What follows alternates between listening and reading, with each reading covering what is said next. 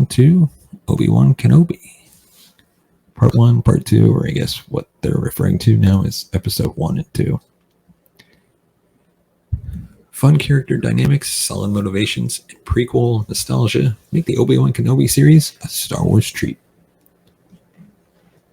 Ewan McGregor's return as Jedi Master Obi-Wan Kenobi is a prequel kid dream, with the sort of cast reunion the sequel trilogy provided for the kids of the 80s. McGregor and Hayden Christensen are poised to stoke the same fervor for fans who grew up in the early 2000s. Luckily, Deborah Chow brings her directorial confidence from The Mandalorian to a strong start for the 6-episode Obi-Wan Kenobi miniseries. Backed by the tragic events of the prequel trilogy and McGregor's powerful acting, the 2-part opener offers plenty of Star Wars delight and solid characterization. At least for the Jedi on the run, we should say.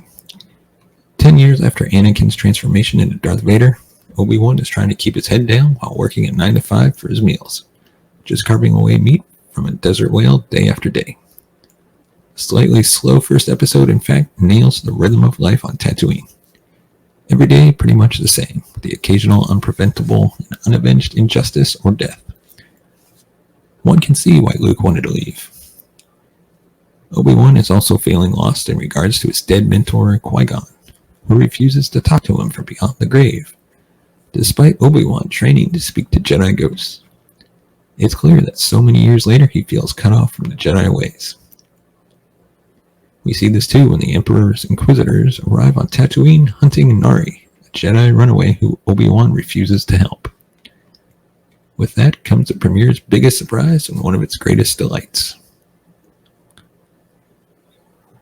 Vivian Belair strikes a perfect balance as 10-year-old Princess Leia Organa, combining qualities from both Carrie Fisher's Leia and Natalie Portman's Padme to create something all her own that feels effortlessly suited to the Star Wars universe. Leia even uses decoys like Padme, in this case to run off into the woods instead of attempting a political function, while Luke is just a glimpse from afar. The show delights at showing Alderaan royal life in detail, including the return of Jimmy Smits as Bail Organa. Little Leia is headstrong, precocious, and clearly adores her parents, all of which endears and reminds us tragically that Alderaan has about another decade of his existence left. Even in this time period, not all is well in the House of Alderaan. Pirates working for the Inquisitors capture Leia, so Bail sends a distress call to Obi-Wan. Despite not wanting to raise his head above the sand, Obi-Wan does follow the princess's trail to a seedy city on the planet Daiyu. It's there in Part 2 that the series gets up to speed. With faster paced storytelling and some remarkable one-off characters, the Inquisitors are hunting Obi-Wan and Leia, but it's Reva, the third sister, who's willing to go the extra mile to be the first one to bring Obi-Wan to Vader.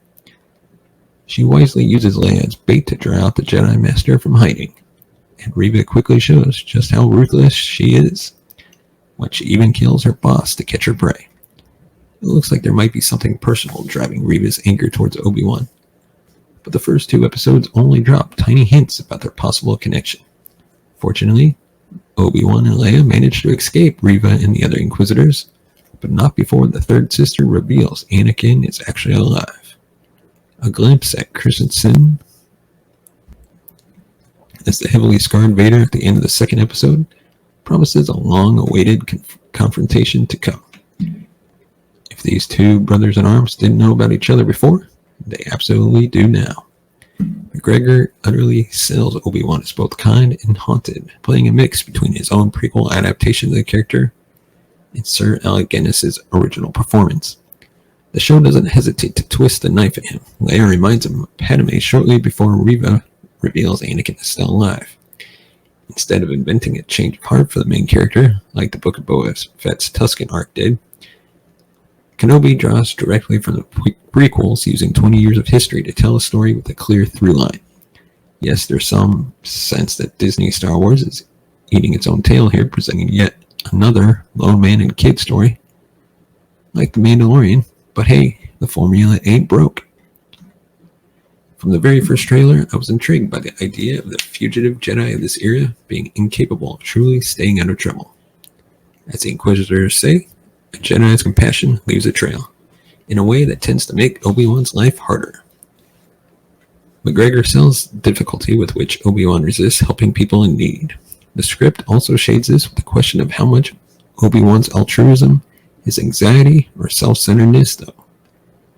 Bale suggests that Obi-Wan's vigil on Tatooine isn't about Luke at all, but about Obi-Wan's feelings of having failed to save Anakin. As much as hiding from the Empire is a practical move, it's also a way for Obi-Wan to run from what he sees as his mistake. Even Kumail Nanjiani's fake Jedi con man named Hasha gestures toward the theme of the light side being more difficult. Owen Lars is another standout character. His lack of force sensitivity more than made up for his mastery of Skywalker-style snark.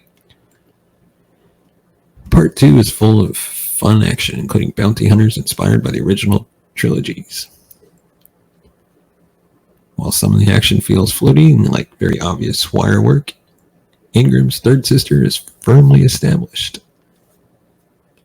as a juggernaut, and her aggression contrasts nicely with the other Inquisitors' more alien, patient menace.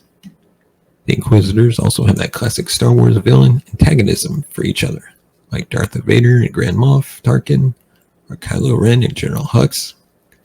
There's a sliver of bickering workplace comedy among the space magic and laser torture that makes the Inquisitors richly entertaining. Teamwork is the realm of the good guys, but the bad ones are sure fun to watch. The episodes have hitches here and there. Order 66 flashback breaks the episode's otherwise refreshing focus. The Grand Inquisitors' makeup doesn't hold a candle to what his species looked like in the prequels. And if the Grand Inquisitor was really killed by Reva, creates a continuity problem since he's meant to show up again in the Rebels animated series, which is set a few years after the events of Obi-Wan Kenobi. We're going to assume the Inquisitor leader isn't truly dead. But Part 2 in particular was still delightful, with its straightforward action and humorous and cutting side characters. Blair's impeccable delivery makes her a more than worthy addition to the Star Wars slate too. And while this show's budget clearly pales a bit in comparison to even the prequel flashbacks, Kenobi's inventive embrace of the Star Wars spirit leaves me ready for more. And let us know in the comments section below, what did you think of Kenobi, the first 2 episodes? Are you a fan of the show? Me personally, I rate it above all the rest of the Star Wars shows. Like, the first episode drew me in and makes me want to watch episode after episode after episode instead of just waiting till they all are released and then watch it. And hey, don't forget to hit that like button, subscribe to the channel, give us a thumbs up if you like the video. And of course,